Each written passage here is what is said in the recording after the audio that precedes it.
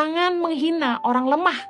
Amsal 18 ayat 23 bilang gini, orang miskin berbicara dengan memohon-mohon, tetapi orang kaya menjawab dengan kasar. Coba renungkan ayat ini. Orang miskin tuh kenapa kalau ngomong memohon-mohon?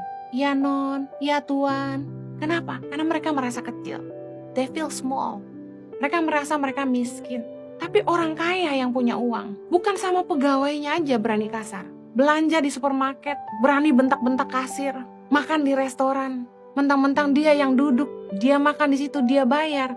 Sama waitressnya kasar. Karena waitress itu kan bukan pegawai dia, waitress itu kerja di situ. Bahkan sama pegawai sendiri pun gak perlu kasar.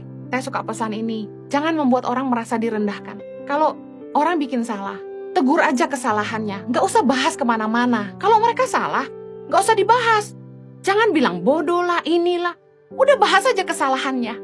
Jangan bilang dasar orang kampung lah, itulah. Kata-kata ini yang seringkali menurut saya gak pantas diucapkan.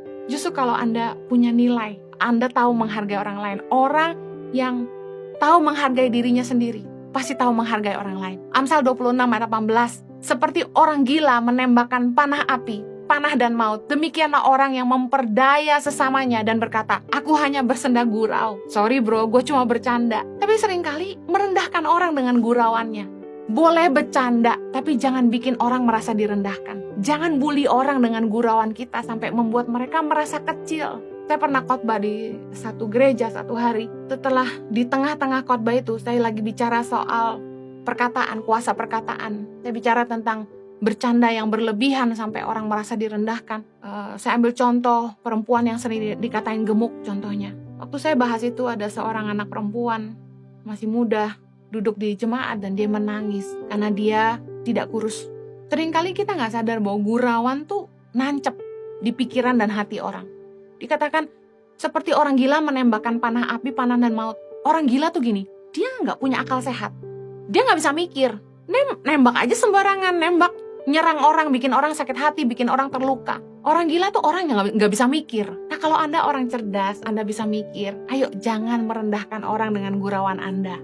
Kalau marah juga kira-kira, jangan sampai membuat orang lain direndahkan. Jangan hanya karena Anda merasa hebat, Anda punya posisi, Anda punya harta, Anda merendahkan orang-orang di sekitar Anda. Ingat, orang yang menindas orang lemah, menghina penciptanya. Amsal 14 ayat 31. Siapa menaruh belas kasihan kepada orang miskin memuliakan dia. Yuk jangan menindas orang lemah. Hanya karena orang punya kelemahan, Anda gak punya hak menindas mereka. Seringkali yang cantik menindas yang kurang cantik. Dibully. Waktu kita sekolah dulu, kalau ada satu anak yang rada diem dan rada aneh, mulai dibully, mulai dijauhi, dikerjain. Natural banget dari kecil anak-anak tuh udah bisa ngebully.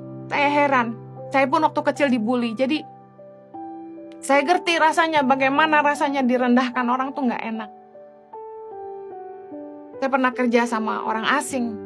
Dan bagaimana orang asing itu memperlakukan saya yang orang Asia, orang Indonesia dengan sesama rekan saya yang berkebangsaan barat, berbeda. Treatmentnya beda. Orang Asia dianggap lebih rendah.